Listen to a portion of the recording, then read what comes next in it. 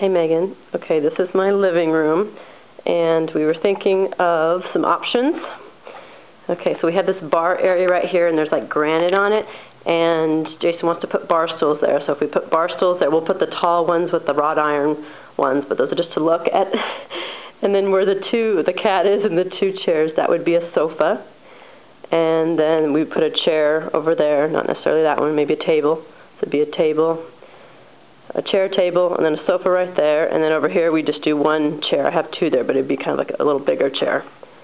So there'd still be a walkway. And then against the wall right here would be our little entertainment center. So that's one option. I was also thinking before I wanted to put against the wall just sort of like a couch and a love seat, but it doesn't fit there, so I'd have to do like a couch and a chair.